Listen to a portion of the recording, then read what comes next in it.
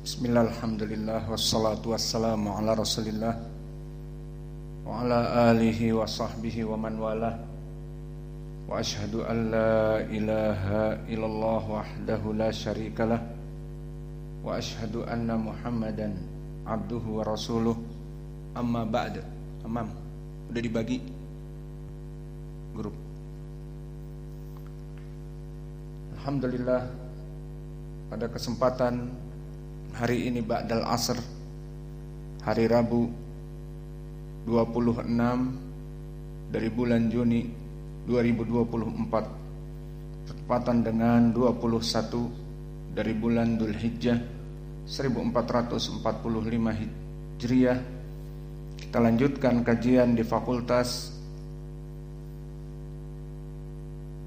Ilmi Tauhid wal Aqidah dari Kitabut Tauhid. Qala al-muallif rahimahullah, babu man jahada syai'an minal asma'i was sifat. Bab tentang mereka orang-orang yang menolak sama sekali dari al-asma' was sifat. Maka pembahasan al-asma' was sifat, barakallahu fikum, dia termasuk dari permasalahan tauhid, yakni tauhid al-asma' was sifat. Maka penulis di sini memasukkan permasalahan al-asma' was sifat masuk kepada permasalahan kitab tauhid. Dan al-asma' was sifat itu telah Allah tetapkan atas dirinya, di mana Allah berfirman, walillahil asmaul husna fad'uuhu biha. Maka bagi Allah itu nama-nama yang baik, fad'uuhu biha, maka berdoalah untuk diri kalian dengan menyebut nama-nama Allah tadi. Maka ini penempatan dari pendalilan Allah itu mempunyai nama-nama yang baik, agar kita berdoa dengan nama-nama tersebut. Dan begitupun di dalam hadis yang muttafaqun alaih dari Abi Hurairah, inna lillahi tis'atu wa tis'una isman faman hafidhaha dakhalal jannah. Sesungguhnya bagi Allah itu 99 nama. Barang siapa yang menghafalnya dan mengimaninya dan mengamalkannya di kehidupannya sehari-hari, maka dia akan masuk surga. Dari dua pendalilan di sini bahwa bagi Allah mempunyai nama-nama. Lalu Allah juga mempunyai sifat. Dan ini seperti di dalam surat Al-Quran juga banyak. Di antaranya wahum yakfuruna birrahman. Maka mereka orang-orang yang kafir itu mereka mengkufuri Ar-Rahman. Maka Ar-Rahman nama untuk Allah, dan dia juga mempunyai sifat maha luas rahmatnya. Dan juga dari ayat-ayat Allah yang berhubungan dengan sifat banyak, seperti sifat tangan untuk Allah, kedua tangan. Bal yadahu mabsutatan yunfiku kaifa yasha.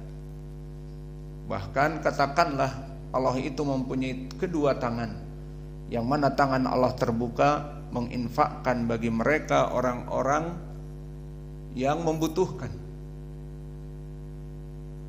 Dan juga sifat wajah misalnya, wa yabqa wajhu rabbika dzul jalali wal ikram. Maka pada hari kiamat itu tersisa hanya wajah Allah. Wa yabqa wajhu rabbika dzul jalali wal ikram. Maka yang tersisa di hari akhirat hanya wajah Allah yang maha mulia. Dan juga ucapan Allah Ar-Rahman 'alal ars istawa. Di sini terkumpul sifat dan namanya. Namanya Ar-Rahman dan 'alal ars istawa, sifat beristiwa. Allah itu beristiwa di atas ars, dan makna beristiwa adalah bersemayam bahasa Indonesianya. Maka mauqif kita ahli sunnah kepada nama dan sifat Allah, kita menetapkan apa yang Allah sebutkan atas dirinya dari nama dan sifat tanpa 4 perkara. Apa 4 perkara? Bila ta'til, tanpa menafikan, wa bila tamsil, tanpa memisalkan, wa bila ta'wil, tanpa mentakwilkan kepada makna yang lain, tanpa hujjah dipalingkan, oh ini maknanya demikian. Dan bila takyif, apa makna takyif? Bagaimana? Maka Ahlus Sunnah menjauhi dalam keimanan mereka sifat kepada Allah dan juga nama-nama Allah, terutama sifat kepada Allah, tanpa 4 perkara. Pertama, menetapkan apa yang Allah tetapkan atas dirinya di Al-Quran dan Sunnah, ditetapkan. Dan yang kedua, bila tasbih, tanpa menyepertikannya dengan hamba-hambanya. Seperti misalnya tadi, Allah mempunyai kedua tangan, berarti tangan Allah seperti tangan kita. Ini tidak boleh.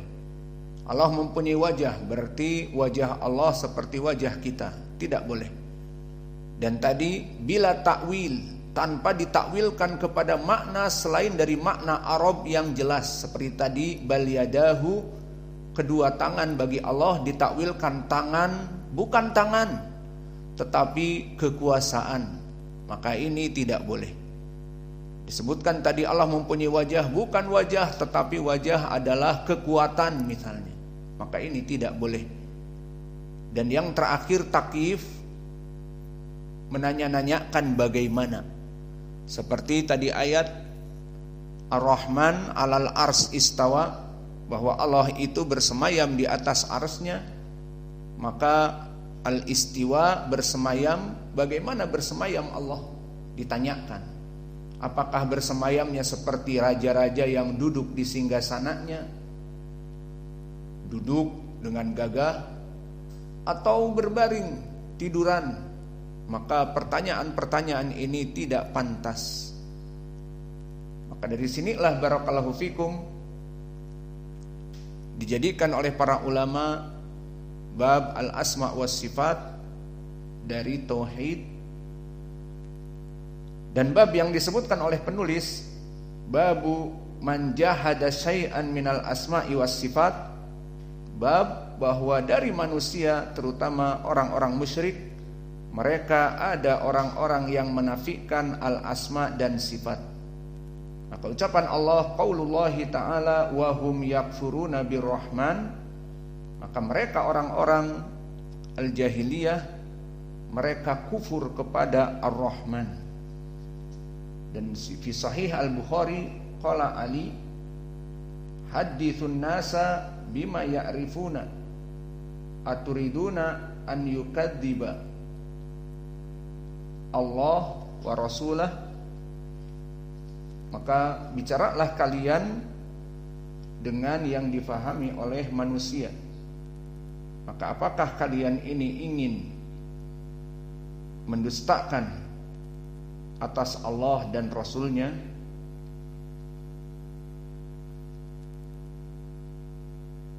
Maka hadis ini dikeluarkan oleh Imam Al-Bukhari dari Ali ibn Abi Thalib, dan juga diriwayatkan dengan lafaz yang semakna oleh Abdullah ibn Mas'ud di dalam Sahih Muslim. Qala ma anta bimuhadditsin qauman haditsan la tablughuhu uquluhum ila kana li ba'dihim fitnah. Maka jika kalian tidak berbicara sesuai apa yang dibicarakan oleh manusia, maka kalian itu akan membuat fitnah.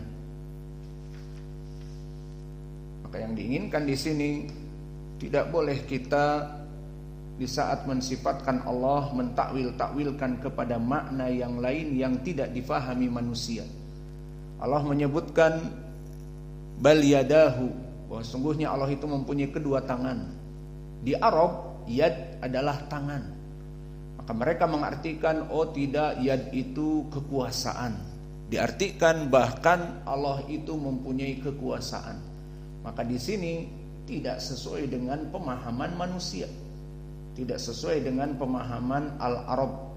Bagaimana Arab memahami makna wa yabqa wajhu rabbika, yang tersisa wajah Allah. Itu air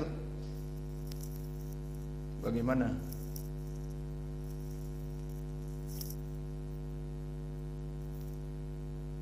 Dilihat. Ana heran sama kalian. Jadi enggak peduli air penuh dan sebagainya. Itu dosa itu kalian semua. Mubadir. Siapa tadi yang nyalakan? Harusnya dia tahu. Sudah selesai.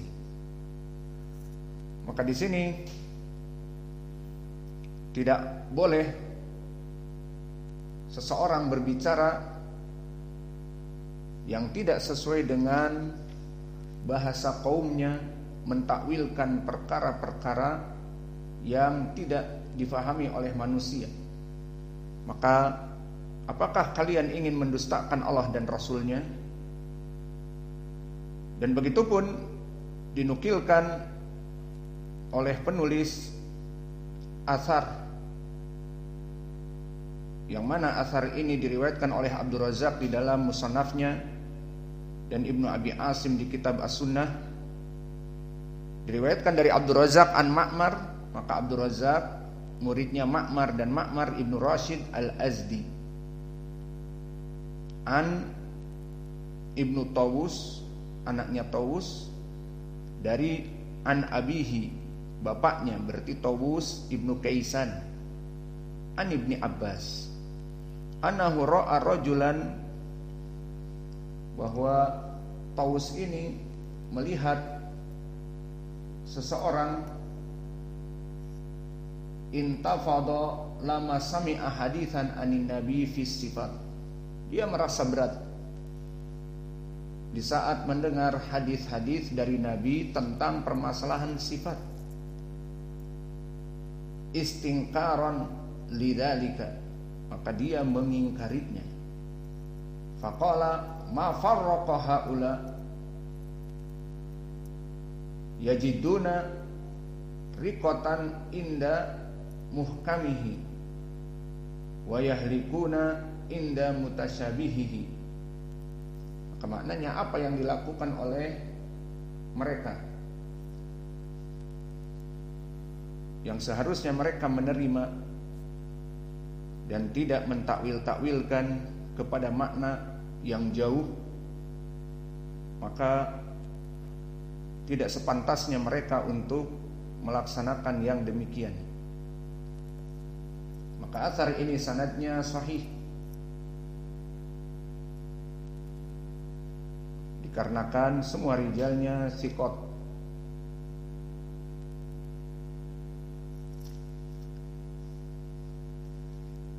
Kemudian disebutkan walamma sami'at Quraisyun Rasulullah yadhkuru Rahman ankaru dalika fa anzalallahu fihim wa hum yakfuruna birrahman.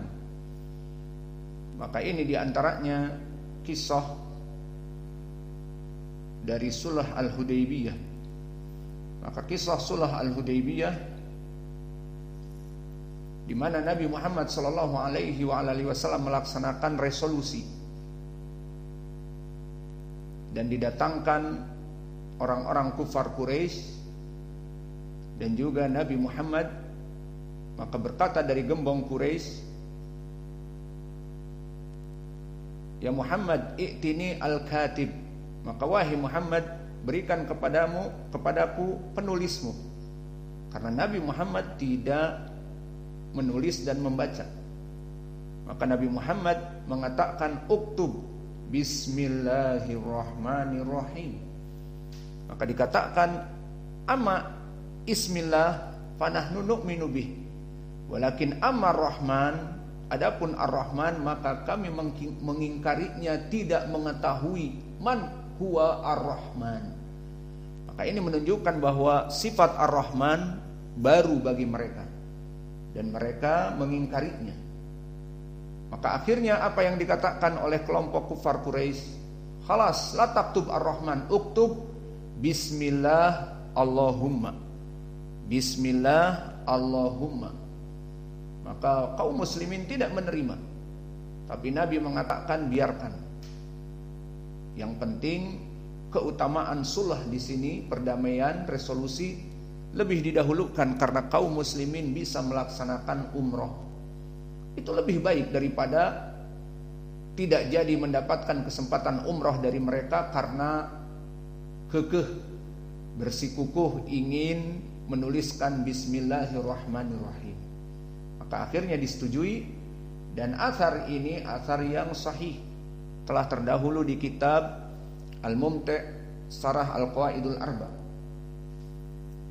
Adapun dengan sigoh yang disebutkan oleh penulis, walama sami'at Quraisy Rasulullah sallallahu alaihi wasallam yadhkur Ar-Rahman ankaru dalika fa anzalallahu fihim wa hum yakfuruna bir-Rahman. Maka di sini diriwayatkan oleh Imam At-Tabari dari jalan Ma'ruf, haddatsana Bisr ibnu Mu'ad an Yazid ibnu Zurai an Sa'id an Qatadah. Namun di sini Qatadah menceritakan wahum yakfuruna bir-Rahman, dzukira lana anna Nabiy sallallahu alaihi wasallam zaman al-Hudaybiyah hina salaha Quraisyan kataba hadza ma salaha alaihi Muhammadun. Syahidnya seperti yang kami sebutkan tadi dari kisah, maka dari jalan Qatadah, dan Qatadah tidak lahir pada saat itu. Maka di sini hadisnya mursal. Alhasil sanad yang disebutkan ataupun cerita asbabun nuzul yang disebutkan oleh penulis di sini mursal dari jalan Qatadah, dan Qatadah tidak mempersaksikan bagaimana turunnya ayat ini. Namun kisah Al-Hudaybiyah sahih dari jalan-jalan yang lain. Maka kesimpulannya barakallahu fikum, dari bab yang ringkas ini penulis ingin menjelaskan bagaimana orang-orang kufar Quraisy mereka menafikan tauhid al-asma wa sifat, terutama sifat ar-Rahman. Maka selain mereka menafikan sifat al-uluhiyah, tidak mau menyembah Allah yang esa, juga mereka menafikan sifat ar-Rahman. Ini pembahasan kita pada kesempatan hari ini. Maka ini yang bisa kita berikan. Wa naktafi ila huna.